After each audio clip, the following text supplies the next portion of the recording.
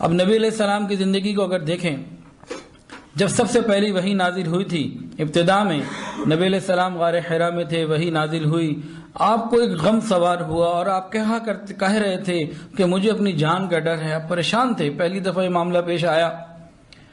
تو جب گھر آئے تو اپنا غم کس کے آگے کھولا؟ اپنی بیوی کے آگے، اپنی بیوی کو ہی آگے بتایا، اور بیوی نے کمبل اڑایا، بیوی نے لٹایا، بیوی نے تسلیاں دیں، بیوی نے ہی تسلی کی باتیں کی، اور بیوی ہی ورقہ بن نوفل کے پاس لے گئی کہ دیکھیں معاملہ کیا ہے۔ تو دیکھیے زندگی کے اتنے بڑے بوجھ، اتنی بڑی ذمہ داری کے موقع پر بیوی ہی نظر آئی۔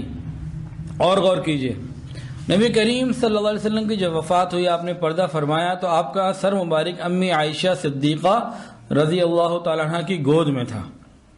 کیا اس خدمت کے لیے ابوبکر اور عمر، عثمان و علی، طلحہ اور ابو عبیدہ نہیں تھے رضی اللہ تعالی عنہ؟ کتنے صحابہ موجود تھے، جانثاران موجود تھے، لیکن نبی علیہ السلام کی اس عمل نے ثابت کر دیا کہ دیکھو تمہاری زندگی میں بیوی کی وہ حیثیت ہے، جب تم دنیا چھوڑ کر جا رہے ہو تو تمہارا سر تمہاری بیوی کی گود میں ہو۔ تو بیوی کی اہمیت بہت زیادہ۔ اب نبی علیہ السلام کی جو بالکل آخری تعلیمات تھیں، امی عائشہ صدیقہ رضی اللہ عنہا قریب تھیں، فرماتی ہیں کہ بہت دھیمی آواز سی، ہلکی آواز سی، اور میں نے اپنے کان نبی علیہ السلام کے مبارک ہونٹوں کے قریب کر کے ان باتوں کو سنا تو نبی علیہ السلام فرما رہے تھے التوحید التوحید، میری امت توحید کا خیال کرنا، یعنی تمام شریعت کا خیال رکھنا، اللہ کی ذات اور صفات میں کسی دوسری کو شریک نہ کرنا۔ اللہ وحدہ لا شریک ہے، نہ اس کی صفات میں کوئی شریک ہے، نہ اس کی ذات میں کوئی، وحدہ لا شریک ہے۔ توحید کا خیال رکھنا، اور آگے وما ملکت ایمانکم، اور اپنے ماتحتوں کا خیال رکھنا۔ اور یاد رکھیں ماتحتوں میں سب سے پہلا نمبر بیوی کا آتا ہے، سب سے بڑی ذمہ داری، یعنی بتایا یہ جا رہا ہے کہ گھر والی کا خیال رکھنا، اس کے معاملے میں اللہ سے ڈرتے رہنا۔ اور جو رحمان کے بندے ہوتے ہیں جن کے بارے میں قرآن مجید میں کچھ تفصیلات آئی ہیں، ان میں ایک دعا یہ بتائی گئی ربنا ہب لنا من ازواجنا وذریاتنا قرۃ اعین، وہ یہ دعائیں مانگتے ہیں، اے اللہ، اے ہمارے پروردگار، ہمیں ایسی بیویاں دے دیجئے، ایسی اولادیں عطا فرما دیجئے جو ہماری آنکھوں کی ٹھنڈک ہوں، جن کو دیکھیں تو دل باغ باغ ہو جائے، طبیعت کے اندر نشاط پیدا ہو جائے، ترنگ آ جائے، بیوی ایسی ہو، بچے ایسے ہوں۔ اور جو بیوی انسان کے ساتھ موافقت نہ کرتی ہو اور دین کے معاملے میں ساتھ نہ اس کے چلتی ہو، اور مرد کچھ کہے عورت کچھ کہے، اس شوہر سے زیادہ مظلوم انسان کائنات میں کوئی نہیں۔ کہ خاوند چاہتا ہو دین پر چلنا اور وہ نہ چاہتی ہو، خاوند کا ٹریک اور ہو، اس کا ٹریک بے دینی والا ہو، تو اس شوہر سے زیادہ دنیا کے اندر کوئی بھی مظلوم نہیں۔ حدیث پاک کے اندر یہ دعا مانگی گئی، نبی علیہ السلام نے سکھایا اللہم انی اعوذ بک من امرتی تشیبنی قبل المشیب، اے اللہ میں آپ کی پناہ مانگتا ہوں ایسی عورت سے جو بڑھاپے سے پہلے بوڑھا کر دے۔ نافرمان اور ناموافق بیوی بندے کو بوڑھا کرنے میں گھوڑے کی ڈاک کا کام کرتی ہے۔ ایک نوجوان تھا نیک، اس کی بیوی اس کے ساتھ تعاون نہیں کرتی تھی۔ ایک دن غصے میں تھا تو اس نے کہا تم دعا کرو میں جلدی سے مر جاؤں، اور میں جب مر جاؤں تو تم فوراً شادی کر لینا دوسری۔ تو بیوی نے کہا اب ایسا کیوں کہہ رہے ہیں کہ میں مر جاؤں اور میں پھر شادی بھی فوراً کر لوں؟ انہوں نے کہا میں اس لیے کہہ رہا ہوں تاکہ دوسرے بندے کو پتہ لگے وہ جلدی کیوں مر گیا تھا۔ تو عورت اگر دین میں مدد کرنے والی نہ ہو تو مرد کی زندگی تباہ ہو جاتی ہے۔ ایک مرتبہ حضرت علی رضی اللہ تعالی عنہ سے کسی نے پوچھا ماں سے نکاح، یہ نکاح کیا ہے؟ آپ نے فرمایا لزوم مہر، کہ مہر لازم ہو جاتا ہے۔ اس نے پوچھا ثم ماذا؟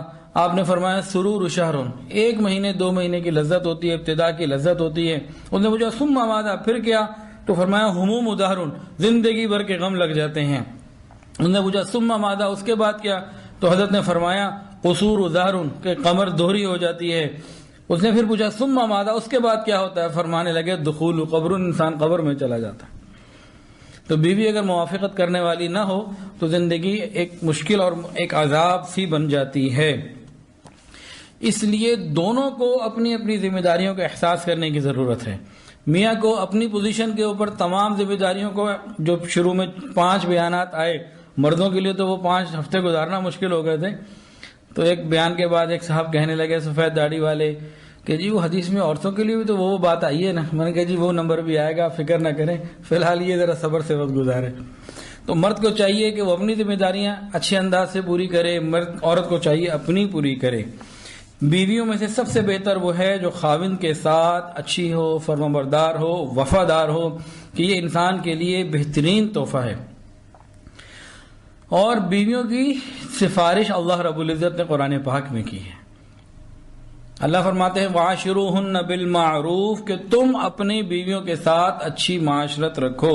اس لیے مفسرین نے لکھا ہے کہ جو آدمی اس آیت کو, اس حکم کو پیش نظر رکھتے ہوئے اپنی بیوی کے بارے میں اللہ رب العزت کی سفارش کا خیال رکھے گا, کل قیامت کے دن اللہ تعالیٰ اس کا خیال رکھیں گے کہ تم نے میری بات کا خیال رکھا اور میری بندی کو, اپنی بیوی کو تم نے میری وجہ سے سکون دیا, خوش رکھا, آج تم میرے پاس آئے ہو, آج تمہیں ہم خوش کر دیں گے. اللہ اس کی غلطیوں کو معاف فرما دیتے ہیں. اچھی ازدواجی زندگی کی پہچان کیا ہے؟ اچھی ازدواجی زندگی کی پہچان کیا ہے؟ لِتَسْكُنُوا إِلَيْهَا کہ میاں بیوی سے سکون پائے, بیوی میاں سے سکون پائے, دونوں ایک دوسرے سے سکون پائیں.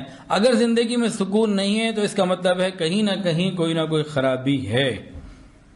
اگر میاں اور بیوی دونوں شریعت کی پابندی کر رہے ہوں اور اپنے احکامات شریعت نے دی ہیں, دونوں کو الگ الگ ان کی پابندی کر رہے ہوں, پھر زندگی میں سکون ہی سکون ہوگا. رزق کا کم ہونا, ہاتھ کا تنگ ہونا, کپڑوں کا پرانا ہونا, یہ چیزیں میٹر نہیں کرتی ہیں, یہ کوئی حیثیت نہیں رکھتی, زندگی کا حصہ ہے. اصل بات کیا ہے کہ دلوں کے اندر سکون ہو. تو میاں بیوی دونوں کو چاہیے کہ پرسکون زندگی گزارنے کے لیے شریعت کے اوپر عمل کریں.